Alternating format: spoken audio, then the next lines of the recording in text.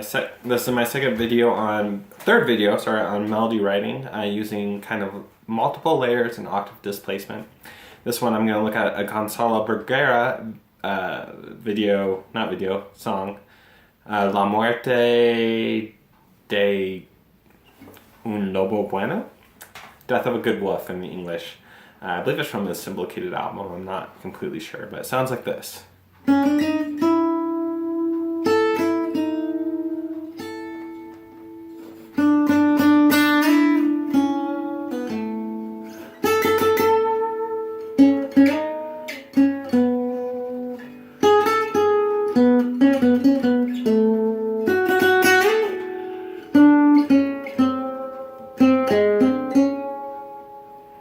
I didn't do any of the repeats that are normally on it, or some of the ornaments, but that's the melody.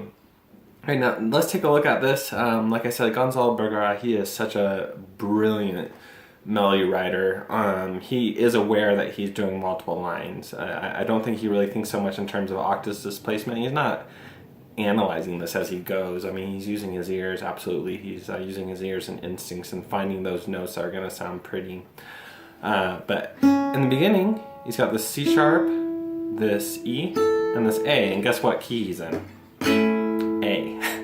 And it's a very inside chord progression in the key of A, so that's what you expect. And he's basically got these three lines going with this E, eventually walking back to the C sharp, and then displacing the octave real quickly to go to this A. So I'm going to play that again, the first part, and see if you can hear that. The C, the E, and the A. And he's going to walk this E while keeping these other notes in there, and then eventually ending up an octave lower on this A, which is an octave displacement. There's the A. Oh my gosh.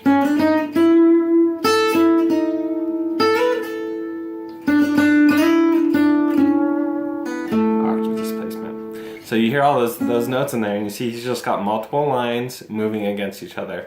Brilliant. Second part.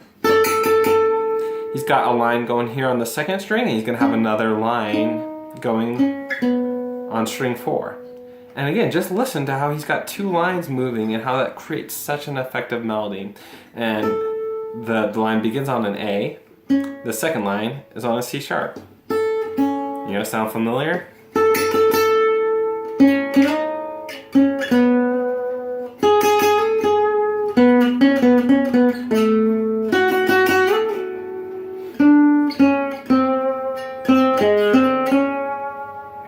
Now he's got a whole bunch of cool, interesting stuff going on here.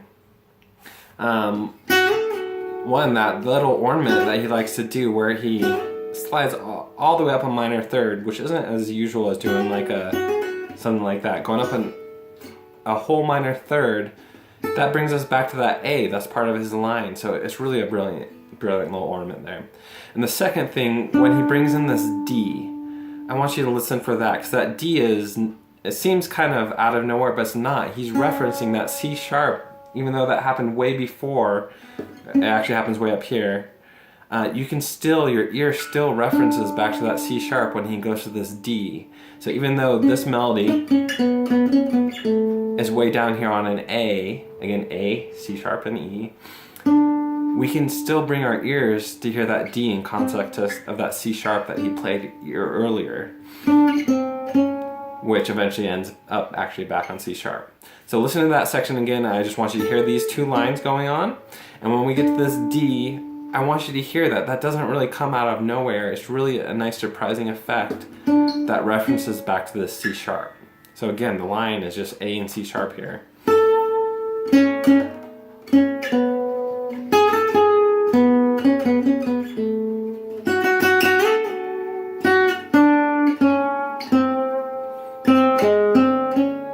And even there, we have this previous line, that ends up there, and the second line references that note here. So here, even here, we have two lines going on at once, and that's what makes it so brilliant and so beautiful. So let me play that one more time. Try to hear all that stuff.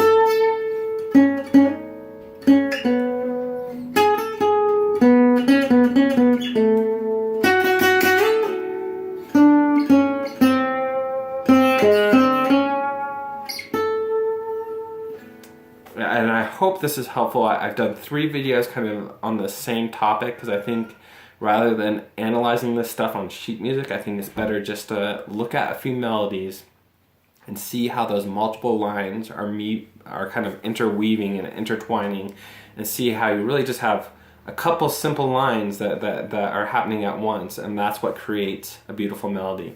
Not a lot of octave displacement on that one. I emphasized that on my other videos, but definitely brilliant use of multiple lines.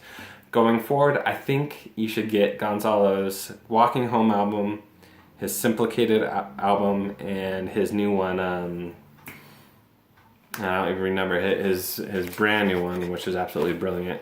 And take a listen to the melodies in those albums, and take a moment to analyze them. Learn them on your guitar, and then see how he's taken multiple lines and moving them.